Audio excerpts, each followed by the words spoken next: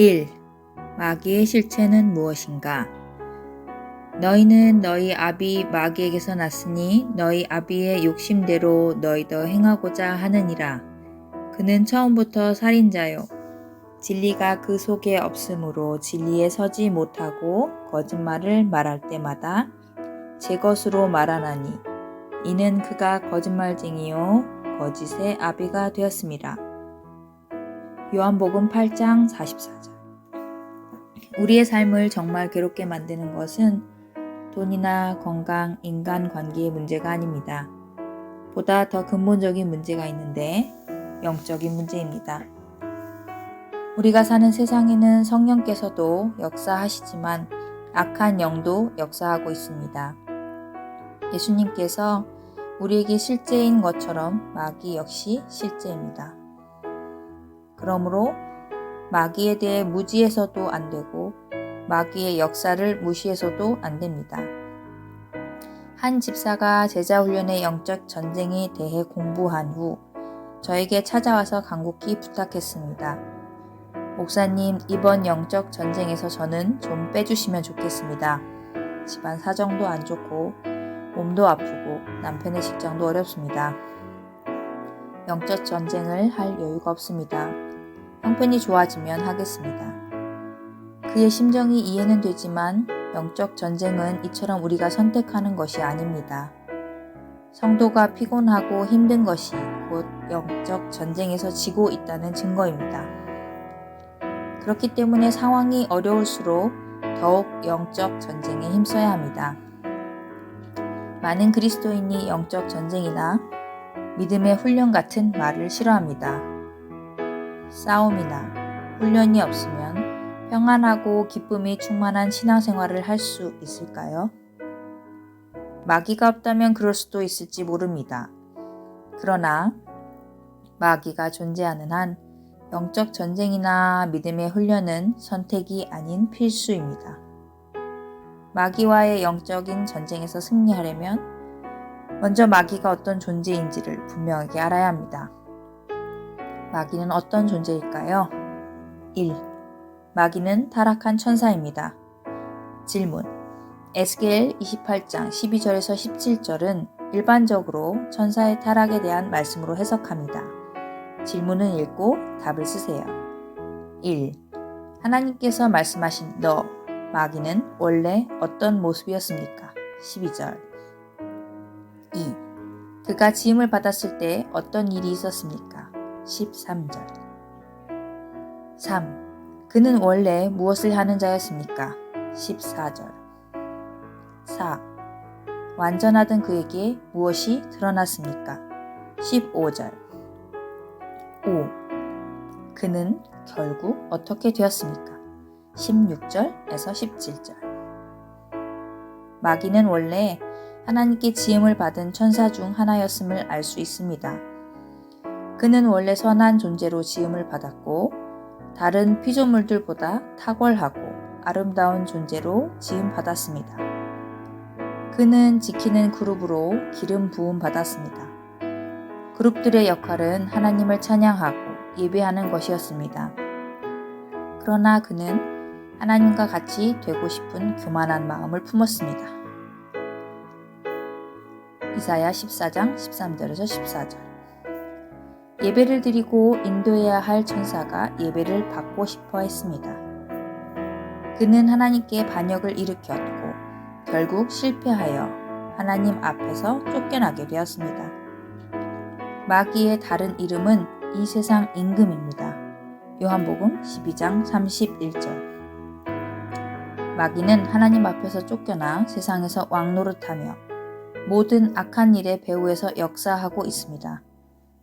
세상이 악하고 불의한 일들이 넘쳐나는 것은 마귀가 세상을 지배하고 있기 때문입니다.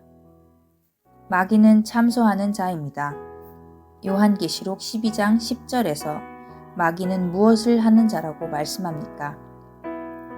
마귀는 하나님 앞에서 끊임없이 참소하는 자입니다.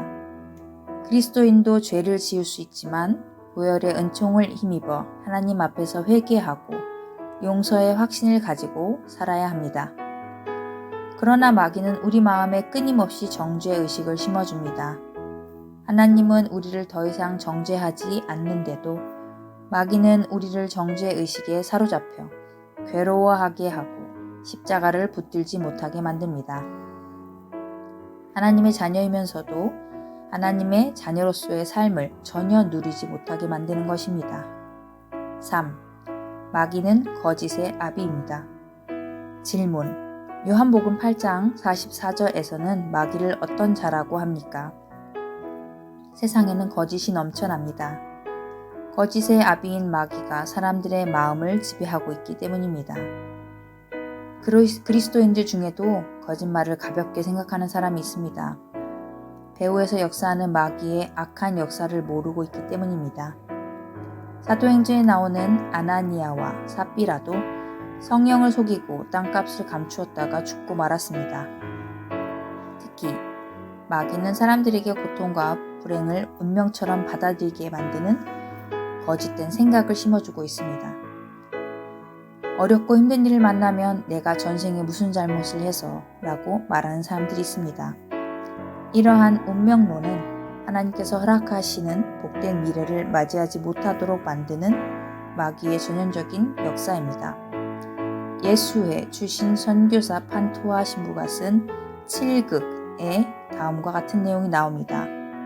불교의 가르침을 요약하자면 영원한 이전부터 영원한 뒷날까지 사람과 모든 짐승은 돌고 돌며 바뀌고 바뀐다는 것이다. 즉, 전 세상에서는 짐승이었던 것이 지금 세상에서는 사람이 되기도 하고, 지금 세상에서는 사람으로 산다고 해도 다음 세상에서는 어쩌면 짐승이 될 수도 있다는 말인 것이다. 사실 이 윤회 세상은 악한 일을 하려는 이들과 착한 일을 하지 않으려는 이들을 권고하려는 한 것이다. 그러나 의도했던 바와는 다르게 웃지 못할 결과를 가져왔다. 인도의 소를 보라. 인도인들은 소는 어여삐 여기고 길러주지만 사람들은 몹시 학대한다.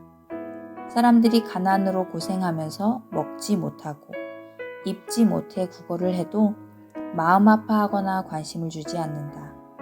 이들은 세상에 어려운 일을 만나더라도 오직 전생에서 좋지 않은 일을 해서 지금 그것에 대한 징계를 받는 것이다 라고 말할 뿐이다. 곧 눈앞에 드러나는 명확한 죄악을 모두 내버려 두고 돌아보지 않으며 그것들을 고치거나 바로잡지도 않는다.